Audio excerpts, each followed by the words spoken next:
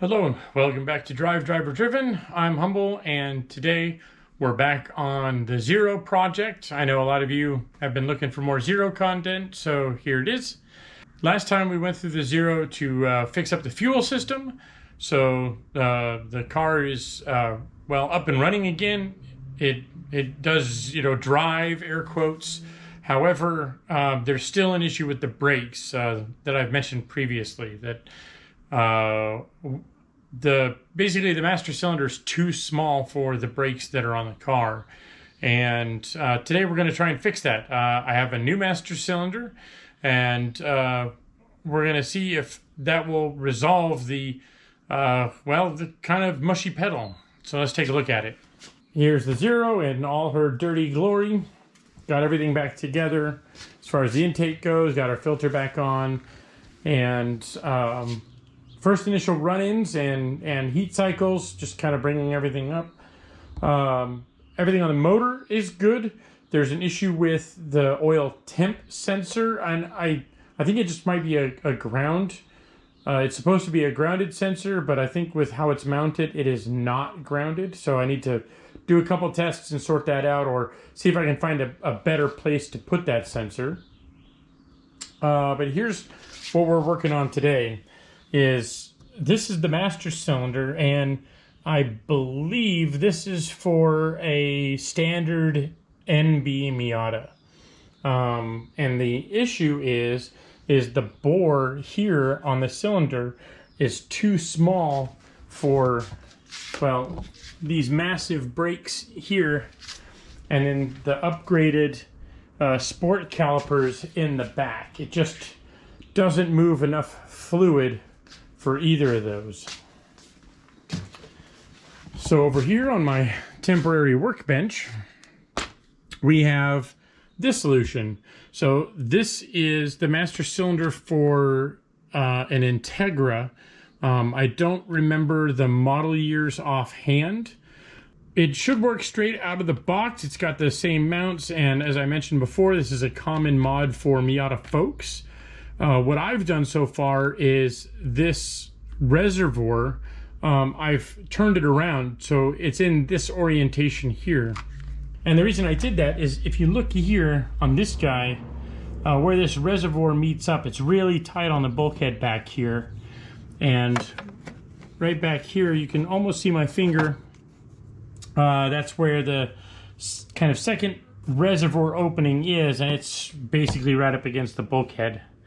Well, if we look now at our replacement, it's the same thing. Our secondary reservoir is right here up and tight, and previously this would have interfered with the bulkhead, and I'd have even more trouble getting to it.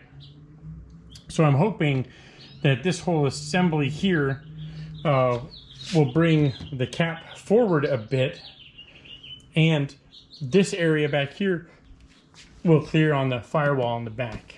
So first up is we're going to have to drain this, pull our lines, and pull this master cylinder, and then we'll see about getting this guy in place.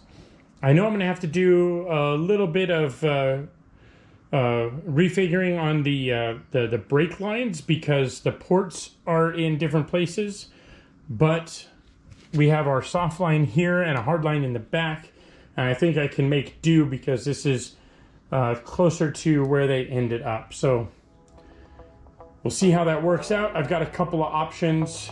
Let's get to it.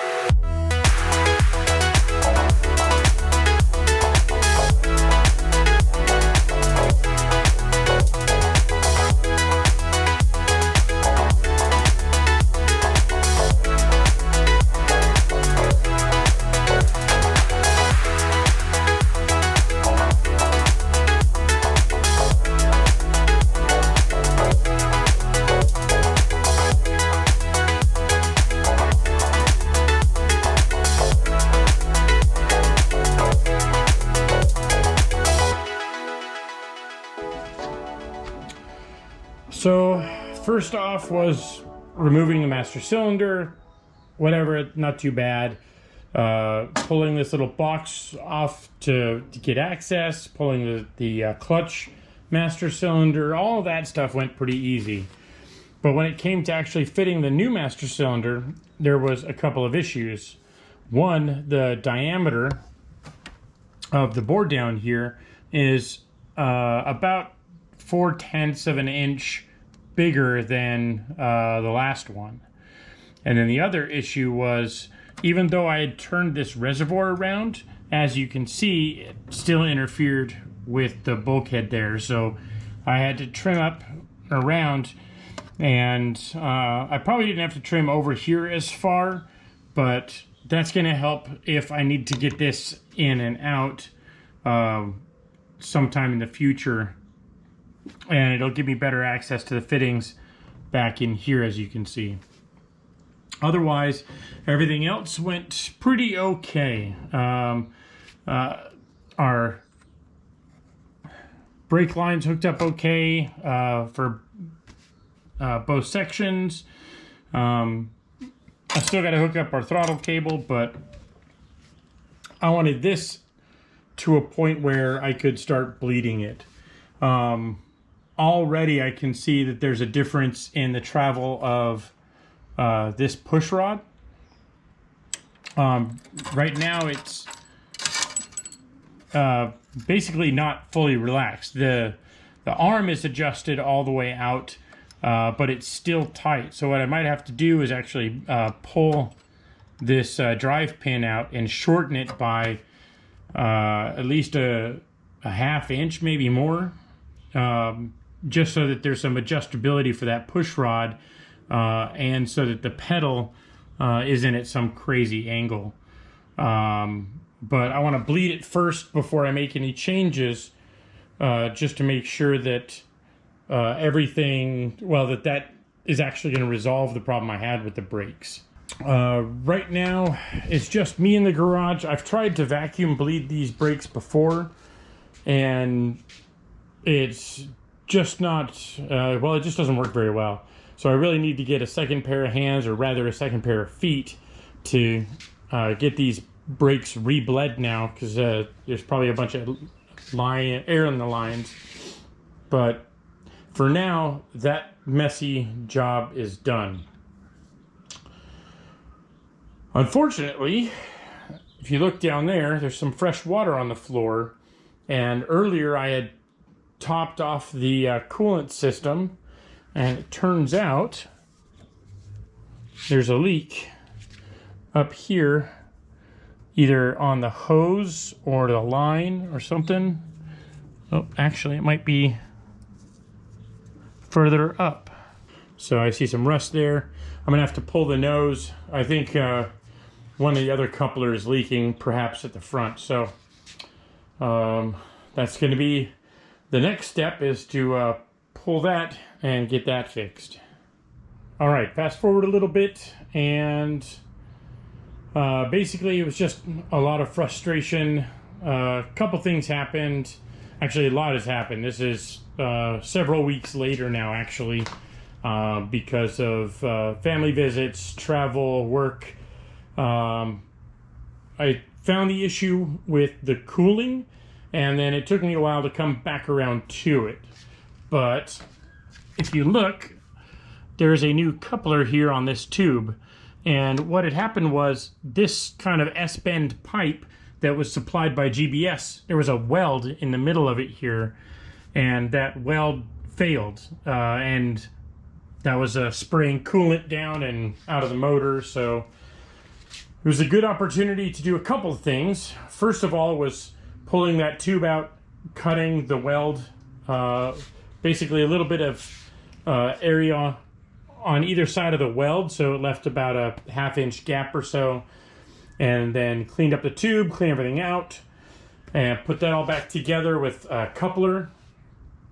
And it also gave me a chance to flush the coolant out of the motor and refill it back up again, just check everything, and basically the inside of that tube and where the weld was it was just rust. It was very clear that it had rusted from the inside out. Basically, it just rusted quite right the way through. So fixing that failure, went and checked all the hose clamps, refilled everything. Again, no issues with start or anything. Motor runs like it's supposed to. It's been through a few heat cycles since I've done that, and no more failures, no more leaks. Everything is good with the coolant system now. There is an issue with my oil pressure sensor I got to sort out. I'm not sure if maybe I used the wrong one, or it's in an area that the sensor itself isn't grounding properly. So I just need to look at that. But otherwise, all the other gauges look good. Back on our brakes, I was able to get Sean to come and help me bleed these. It's really a lot easier to do with two people, because I haven't found that vacuum bleeding works really well with this setup. So having someone in the car to push the brakes and bleed everything proper worked out a treat. And I went back and I shortened our push rod here so that the pedals are at a much better attitude inside the pedal box. This sort of whatever you want to call it, the protective barrier, or the little box that everything sits inside of, is now fixed in place, is actually bolted in. The cover that GBS sent with this setup doesn't fit, because you can see the with the clutch slave, it pushes it out over here. With this side, it's not even close to mounting where it's supposed to, because of the throttle pedal assembly here. So it's got to widen out quite a bit. So I'm gonna have to fabricate a new top for this box. But otherwise, I can drive it as is. It's not gonna hurt anything. It'll let some engine heat into the footwell area, but whatever, that's just a small price to pay for the time being. This is going to be, I think, the final mount location for the water bottle, or the washer bottle.